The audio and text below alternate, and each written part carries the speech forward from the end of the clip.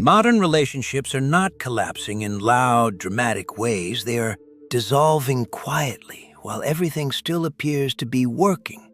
And that is exactly why so few people understand what is really happening. There is no clear breaking point, no single mistake to point to, just a gradual loss of something essential that once made the connection feel real. What used to feel natural now feels effortful. What once created closeness now feels routine. And over time, the relationship begins to exist more as a structure than as a living experience. This is where the misunderstanding begins, because people are taught to look for external causes like conflict, incompatibility, or betrayal.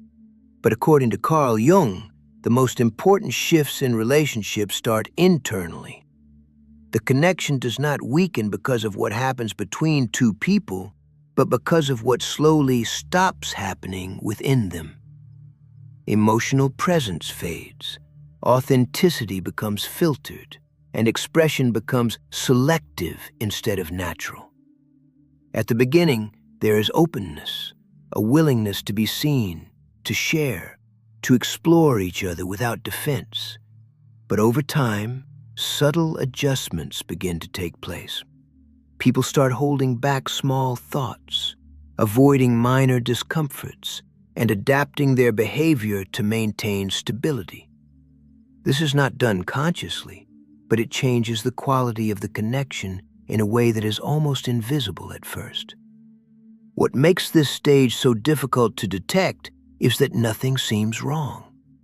The relationship continues, communication still exists, and daily life moves forward. But underneath that surface, something is no longer being exchanged. The depth that once existed begins to fade, not because of a major event, but because of a slow, internal withdrawal. The relationship does not end here. It begins to lose what made it meaningful while still appearing intact. There is a growing tension in modern relationships that does not come from conflict, but from something much more subtle: the constant negotiation between individuality and connection. What once required compromise is now often perceived as limitation, and what once felt like closeness can begin to feel like restriction. The desire to maintain personal freedom starts to quietly compete with the depth required to sustain a real bond. According to Jung, a relationship is not just about two people coexisting, but about the integration of two psychological worlds. This requires a certain level of surrender, not of identity, but of rigid self-definition. However, in modern dynamics, there is an increasing resistance to that process. People want connection, but without losing autonomy, and this creates a silent contradiction that is rarely acknowledged. You may begin to notice that emotional investment becomes more calculated. Time, attention, and energy are distributed carefully, as if too much involvement might lead to dependency or loss of control. This does not happen consciously, but it shapes the way people show up in relationships. The connection becomes conditional, not in an obvious way, but in subtle limitations placed on how much one is willing to give or reveal. This creates a dynamic where both individuals are present, but partially guarded. They engage, but with boundaries that are designed more to protect independence than to deepen connection. Over time, this reduces the intensity of the bond, not through conflict, but through controlled participation. The relationship does not break because of disagreement. It weakens because the depth required for real connection begins to feel incompatible with the need to remain fully independent.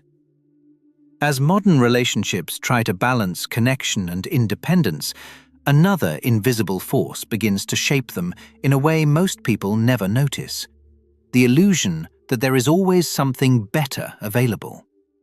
With endless options, constant exposure to other lives, and the quiet comparison created by digital environments, the mind starts to perceive relationships not as spaces to deepen, but as choices that can always be reconsidered.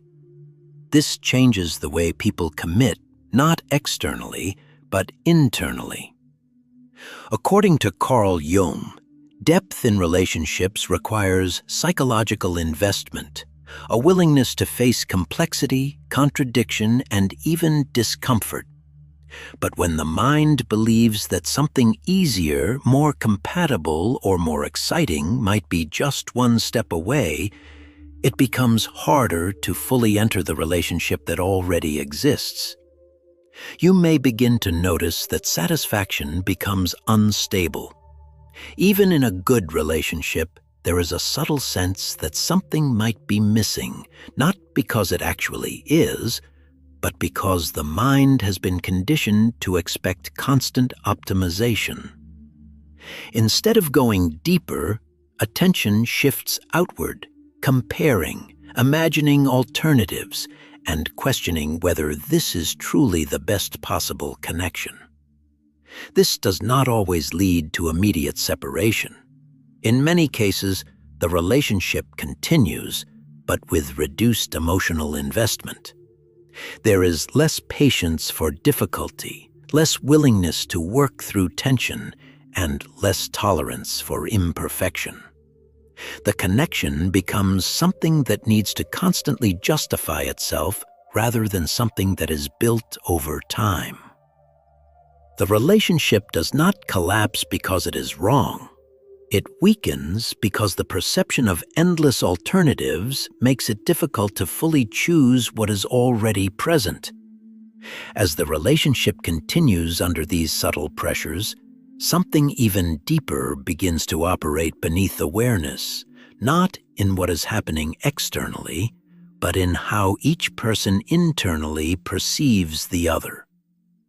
The connection is no longer based purely on reality, but increasingly shaped by unconscious expectations, unresolved experiences, and internal narratives that neither person fully recognizes. According to Carl Jung, we do not relate to others only as they are, but through projections, psychological patterns where we attribute parts of ourselves to the other person. In modern relationships, this becomes even more intense, because individuals often enter connections already carrying unexamined emotional histories, fears, and ideals about what love should be. You may begin to feel that the other person is not meeting expectations that were never clearly expressed, or that something about them feels wrong without being able to define it. At the same time, they may be experiencing a similar perception about you. Both individuals are reacting to something real in their experience, but not necessarily accurate in reality, creating a silent distortion in the connection. What makes this dynamic particularly damaging is that it rarely leads to direct confrontation. Instead of addressing the internal origin of these feelings, both people subtly adjust their behavior. Communication becomes more filtered, reactions more cautious, and emotional expression more controlled. The relationship begins to operate on interpretations rather than direct understanding. Over time, this creates a growing distance that cannot be easily explained, because it is not caused by visible actions, but by unconscious processes shaping how each person sees and responds to the other. After all these subtle shifts, the relationship reaches a point where everything still seems intact, but the experience of being in it has fundamentally changed.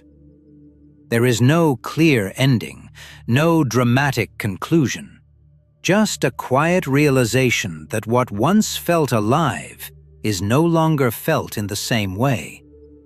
The connection still exists in structure, in routine, in shared presence, but internally, it no longer carries the same meaning. This is where modern relationships become the most difficult to understand, because nothing externally justifies the feeling. There is no betrayal, no constant conflict, no obvious reason to leave. And yet something feels undeniably empty. According to Carl Jung, when individuals lose conscious connection with their inner world, they inevitably lose depth in their connection with others. The relationship continues, but it is no longer being experienced with the same level of awareness or emotional presence. You may notice that time together feels neutral instead of meaningful. That conversations no longer create the same sense of closeness, and that being with the other person feels more like continuity than genuine connection. It is not that something is actively wrong. It is that something essential is no longer happening, and without that, the relationship slowly becomes hollow without appearing broken. What makes this stage so silent is adaptation. Both people adjust to this new version of the relationship without fully confronting it. They continue to show up, to maintain, to fulfill roles, but without addressing what has been lost. Over time, this creates a stable but emotionally distant dynamic, where everything functions but very little is truly felt. And this is why many modern relationships end without a clear reason, not because something dramatic happened, but because something essential quietly stopped happening long before anyone noticed.